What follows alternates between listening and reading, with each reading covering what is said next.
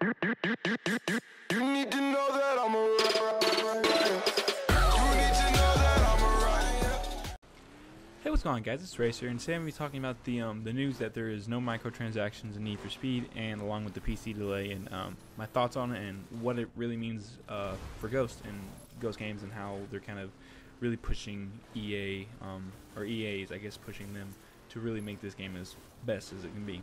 So I think it's really great that we're not seeing any microtransactions in Need for Speed. There wasn't any in Rivals, but I think a lot of people had this fear that it was going to become a thing along with the crew, because the crew had the microtransactions. I remember playing the crew day one. I said this in my last video, that you played the crew day one and you were driving the Ford Focus and there's someone driving the LaFerrari, and that was impossible. But they could get that. They could buy the crew credits, and they could, get the fastest car in the game. Same thing happened with Forza 5 and Horizon 2. I feel like it was a lesser degree of Forza 5 and Horizon 2 because the money that you had to spend really did not outweigh the cars, like how much money it was really worth.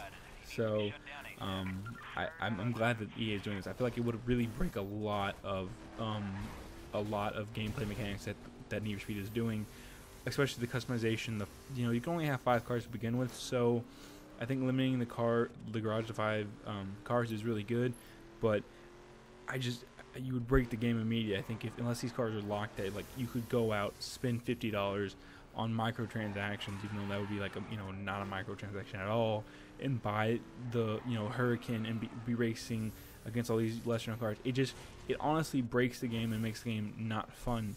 I remember I had, what was it? I think I somehow got like the crew credits. I got like $200,000 worth of crew credits, or like 200,000 crew credits, and it just took a lot away. I think I got it for free or something because I played the beta, but it just takes a lot of it away, and it just takes a lot of it from the street. You don't get that, feel like you're earning it.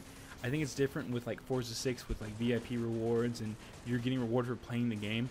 I'm thinking Need for Speed should go back to what they used to do with the loyalty rewards. With the Shift 2, you got all these cool cars, like you got the car from Hot Pursuit. You played Undercover. If we could somehow they could go back and go to the Origin account and see all these games you played, that would be great, and you would get rewarded that way, and it would feel like a really cool.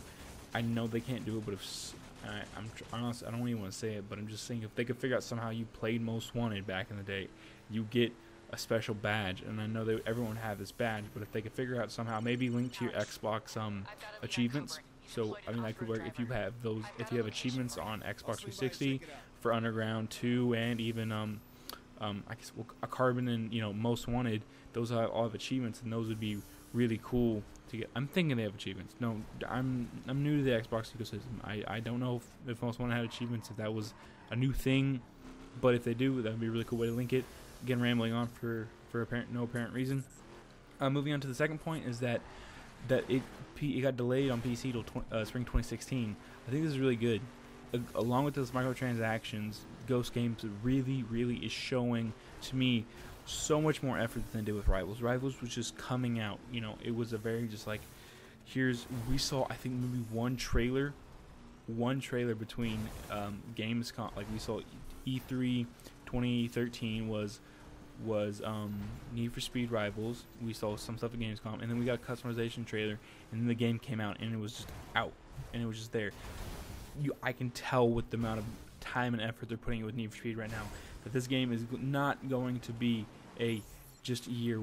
I highly doubt, especially with Need for Speed coming out on PC in spring 2016, that we'll be getting a Need for Speed in 2016, that we'll be getting a Need for Speed probably in 2017. We'll be getting content pushed almost all the way until November of 2016. I just feel like that's going to be a thing, along with the fact that they're coming with free content updates. They said that with this little, I guess, junket that about the PC being delayed, that we'll be getting free content updates. So I'm hoping we'll be seeing something like Forza and the Crew, where they have, say, 4 cars, but the 5th one's free. That would be really cool in my opinion. Hoping we get some story-themed DLC. Need for Speed has a little bit more story than the Crew. The Crew has a story, but I feel like you could very easily, you could adapt this, like have race wars or canyon battles. I know there's stuff in canyons, but if like we had those true canyon battles, like no lit roads. That would be really, really dope, in my opinion. So we could have some sort of like throwback where you like say you go back to wow, I can't remember any like the cities from Underground and Most Wanted. They completely lost my Ridgeview, Rockport. If you go back to like Rockport or something, that'd be really cool in my opinion. Have like a remastered Rockport, but that's just DLC expansions idea. We could be seeing something like to do with Horizon 2 with Storm Island. Again, just keeping content fresh. And they necessarily said Need for Speed doesn't have to have a game in 2016. Their EA, I can tell, it feels much more like we want to give the developers time. Dragon Age Inquisition just gets all this post-launch support and DLC versus having a new game shuffled out. I am liking this trend that EA is doing. I feel EA is a much different company in my eyes. It might just be me, but the EA hate train has really, to me, died down versus the and I feel like Ubisoft has almost taken on that hate that EA used to, just with the way they're pushing their games out. Season passes announced. I know for a fact that there's no microtransactions. That, again, I'm going to probably record this because it happened with my last videos. I recorded this, had a view on it, and then 2 days later it was completely squandered. Or actually, it wasn't squandered, but it was like, oh, there's my answer. There is no season pass details for Need for Speed, and I kind of doubt there will be until the game comes out, because I think there's so much more good press coming for Need for Speed. With this, even this delay is good press. No microtransactions, good press.